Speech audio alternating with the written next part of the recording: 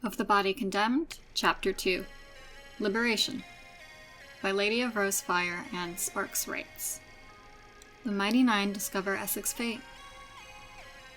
Content warnings for graphic depictions of violence, execution, road hauling, torture, aftermath of torture, flogging, hanging, strangulation, gibbets, vomiting, urination, fighting, rescue missions, crying, healing, hurt/comfort, hair petting, nightmares, emotional hurt/comfort, womp, dislocations, bruises, trauma, near death, tenderness, physiotherapy, and hand-holding.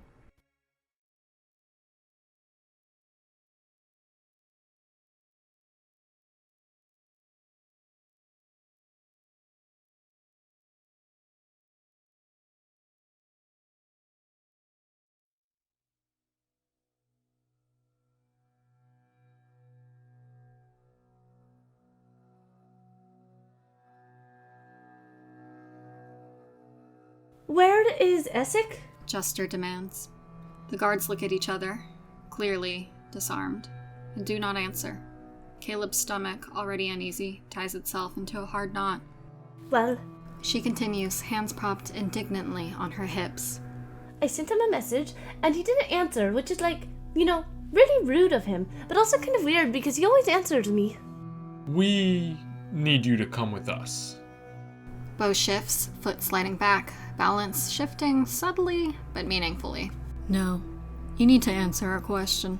I'm sure it's nothing. Interjects forward. He steps forward slowly, palms open.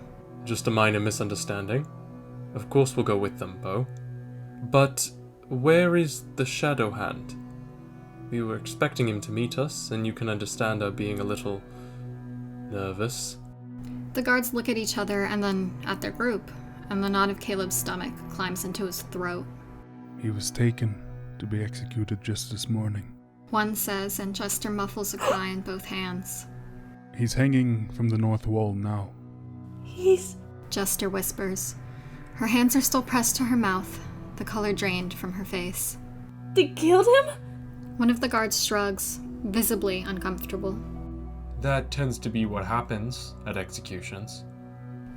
They move almost as a group, Yasha seizing forward by the back of the armor and hauling him with her from where he stands dumbstruck. Jester barrels through one of the guards as she runs out of the room and onto the street, screaming. Caleb chases her, Veth at his heels. The guards leave them be, and why wouldn't they? What could they do with a corpse? For all that there's no reason for them to run, they cannot bring themselves to slow.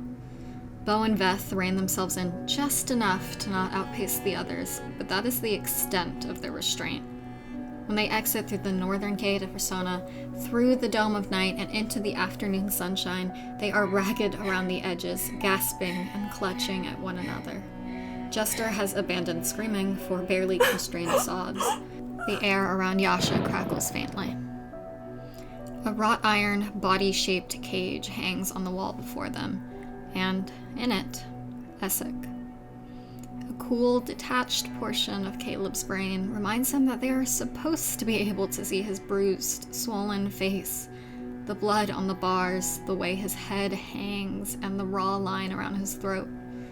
There is no lesson, after all, if it cannot be observed. But the sight still sends a shock through him.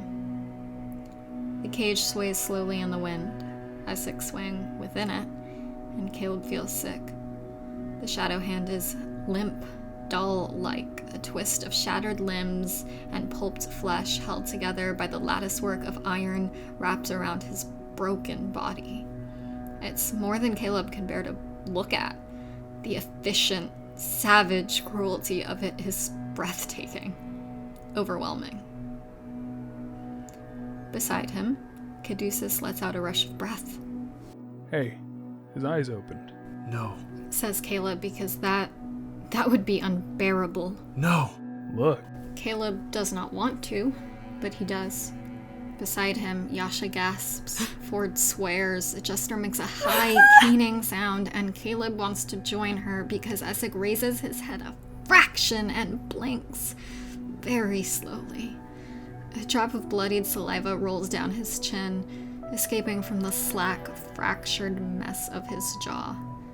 Beside Caleb, Yasha moves. And, once more, they all move together. Caleb and Jester start at the same moment, but she is faster, sweeping her hands up and screaming. No words, no "hello, bees." This time as she conjures a swarm at the top of the wall, just a raw animal roar. The guards there recoil, shouting as insects surround them.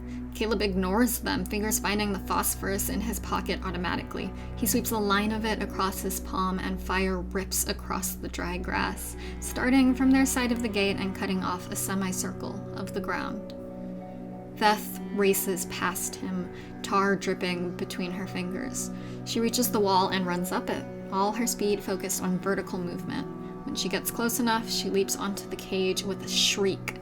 It swings wildly open at the impact, and Caleb swears he sees Essek's bloodied mouth form a silent groan.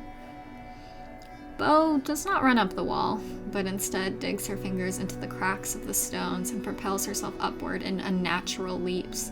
The last one carries her above the top of the wall. The guard's body plummets a moment later, a second toppling in the opposite direction. Caduceus finishes his blessing just as a company of guards with loaded crossbows burst through the gate.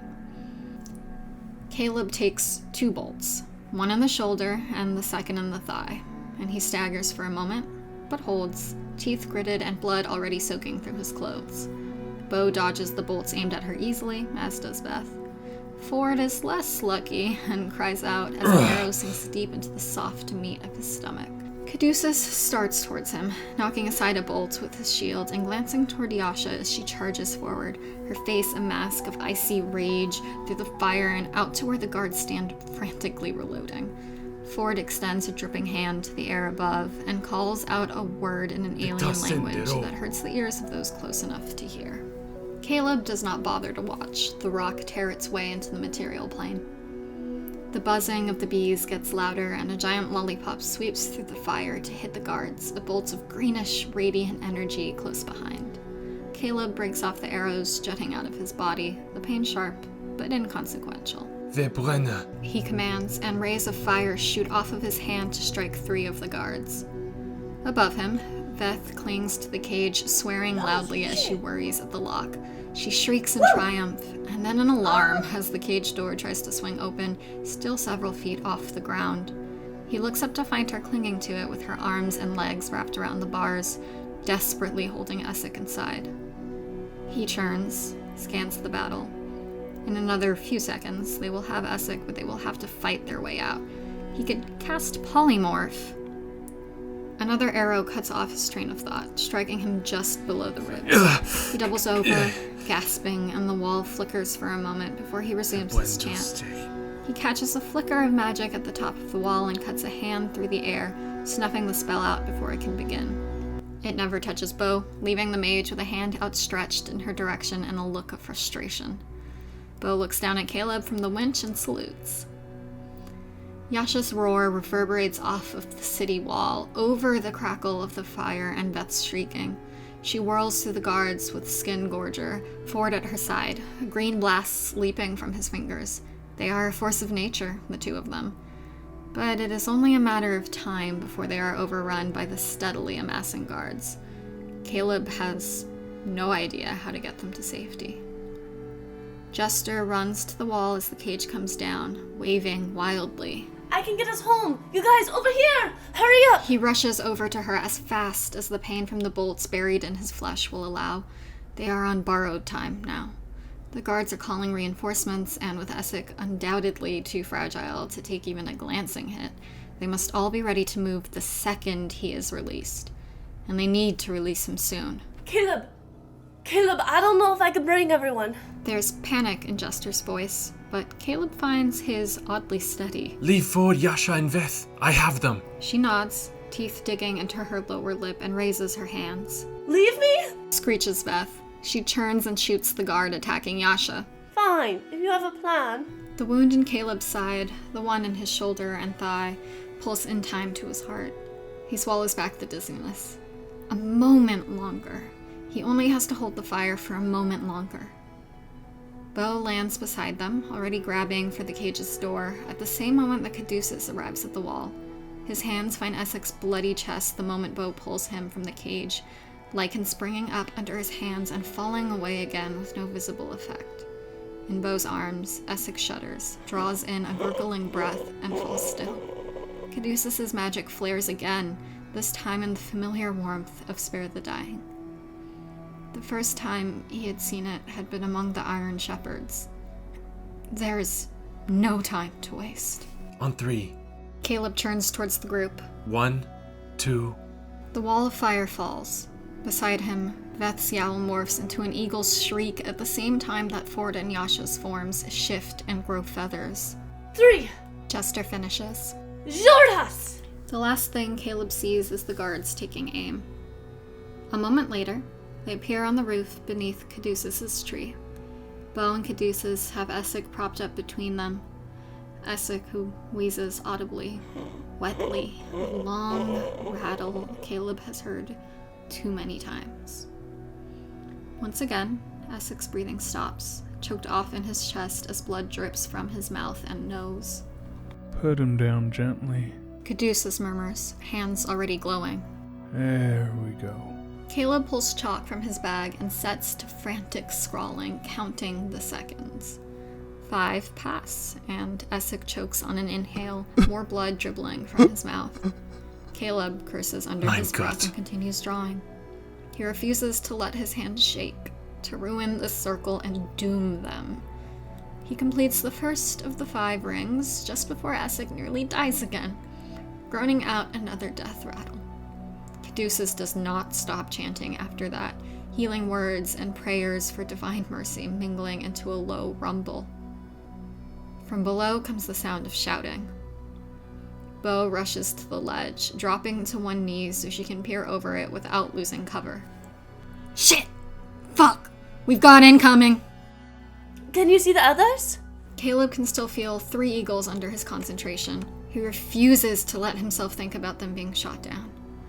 He closes the 3rd circle, and Essek sucks in air like a drowning man, only to lose it again. His heart keeps stopping. Jester quavers. When he glances up, just for a moment, just to see, he finds her digging out a diamond and clutching it, poised over Essek's chest. The stink of blood fills the air. Caleb draws the 4th circle. Beauregard. They're not here yet. He does not ask if she means their friends or the city soldiers. With a single rune left, he pauses, waits, and listens for wing beats, or for the door to fall. Jester gives the diamond to Caduceus and hurries to the wall beside Bo. Gold spills between her fingers, churning to dust and then to blazing light. It floods the street in front of the house like a miniature sun, and the incoming soldiers falter and fall back.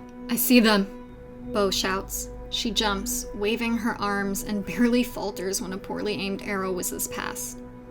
The eagles land a second after they hear the first crash against their door. Caleb lets the spell go, and Ford almost tumbles off his feet before Yasha steadies him.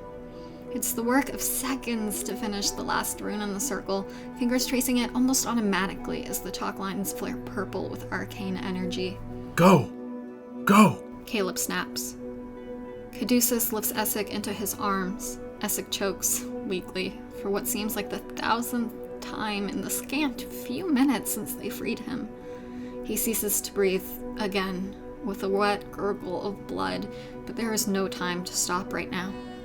Just a moment longer now, come on. Murmurs Caduceus to the broken body in his arms, achingly careful with Essek as he strides forward into the circle and vanishes. Veth passes through next, then Bo, dragging a Yasha who looks like she would rather stay and murder everyone in the city than flee. Jester and Ford disappear at the same moment, stumbling into the circle together. Caleb steps through after them, and the last thing he hears before the spell whisks him away is the breaking of wood from the front door of the house. They tumble out of the circle in Yusa's tower, bleeding, panting. Essek is horribly silent. Caduceus murmurs "Spare the Dying" again, and Essek inhales, wheezing horribly in the echoing room. His ragged breaths fill the room. There's a small pool of blood gathering by Caduceus's feet, and it's not from the furbulb himself. I'll send a message. Jester starts, uncertain, into the tense quiet. To Winsforth. Hello? It's the Mighty Nein. We are coming in a minute. Thank you so much. Do you have healing potions? I think you might... She chokes on the words, eyes still fixed on Essek. There's so much blood, so much damage. It's hard to imagine healing potions making any impact at all. Veth takes out her lockpicks, eyeing the cuffs on Essek's wrists. Caleb stays frozen, leaning heavily on Bo as his eyes track the unsteady rise and fall of Essek's chest. Not dead, then. Not dead. For now, at least. Forward. Caduceus murmurs as he carefully, slowly lays Essek on the floor, as though too quick a descent could stop his breathing once more. Perhaps it could, with Essek's life seemingly hanging by the thinnest of threads. Come here. I think I need your help.